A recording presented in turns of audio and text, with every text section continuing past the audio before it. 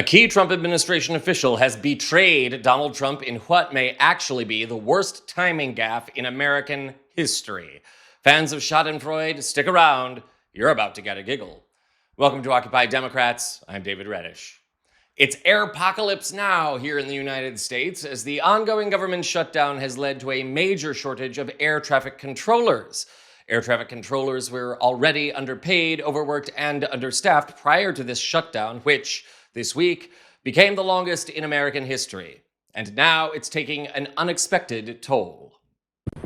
Airlines spent Thursday canceling flights for the weekend, a scramble touched off by Wednesday's surprise FAA order to cut flights from 40 high-traffic airports starting Friday. It's an effort to ease the burden on air traffic controllers who are working without pay due to the government shutdown amid surging sick calls. They want to make sure it's 100% safe. That's why they're doing it. The initial cuts will be modest, about 4% for the weekend, gradually stepping up to 10% likely by sometime next week. The major airports impacted will include Atlanta, Chicago, Dallas, Los Angeles, and all three in the New York City area. For flyers today, uncertainty. I don't want my safety just, in jeopardy. Plus, I don't want to be caught in the airport and not be able to fly where I need to go. So I am very much worried about it. I'm kind of making contingency plans to drive the whole way if I need to, but I don't want to. I'd rather fly. United Airlines expects to cancel nearly 200 flights a day this weekend, but anticipates minimal disruptions to its operation. We're trying to be really thoughtful about where those flights come out to try to minimize customer impact across the system. David Kinzelman is United's chief customer officer.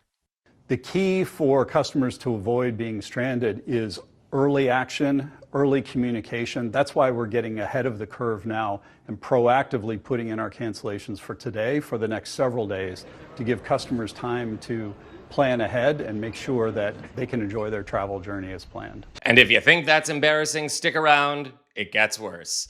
Following the announcement of the rolling delays and flight cancellations at major airports, Transportation Secretary and former reality TV star Sean Duffy had this to say.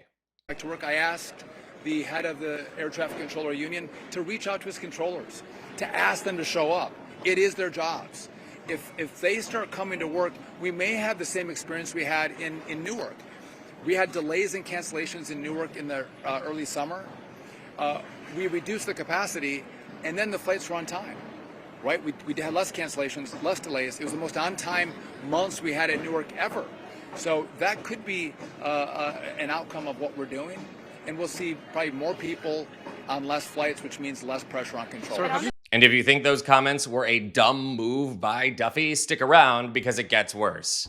You know, I realize Duffy is going for optics, giving a presser at an airport, but I don't know. If my flight was canceled due to this government stupidity and I saw him there, I'd probably go into full-on feral rage.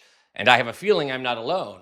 And speaking of feral rage and dumb moves by Sean Duffy, it turns out the Transportation Secretary has just made an even dumber move, certain to attract the feral rage of saggy president and grumpy cat doppelganger Donald Trump. Political magazine Notice reported late last night that Sean Duffy has planned an unapproved campaign stop in Wisconsin amid the ongoing air traffic meltdown. Duffy will head there to support his son-in-law, Michael Alfonso, who is running for Congress. Lord only knows how Duffy plans to get a flight there. At the time of this report, Donald Trump has not chosen a candidate to endorse in that race. Duffy's present at the meet and greet fundraiser flies, excuse the phrasing, directly in the face of White House instructions that prevent cabinet secretaries from participating in GOP primaries without the approval of Trump himself. And it gets even dumber. The same article goes on to point out that this is not the first time Sean Duffy has made such a maverick move. Earlier this year, Duffy ran afoul with Trump for co-hosting a fundraiser with Representative Bill Huizenga, who was considering a Senate bid in Michigan. Trump was furious since he wanted to endorse Huizenga's opponent, Representative Mike Rogers. Furthermore, Duffy has personally caused chaos after trying to fold NASA into the Department of Transportation. So I ask you, dear viewers, would Pete Buttigieg have caused this level of mess? Duffy can't be blamed for the government shutdown, but he's clearly in over his head here, not to mention boneheaded when it comes to his own travel timing. We were going to suggest calling the movie adaptation of this drama Airpocalypse Now, but after this report, a new title comes to mind: Dumb and Dumber. Duffy and Trump could just play themselves. This is Occupy Democrats.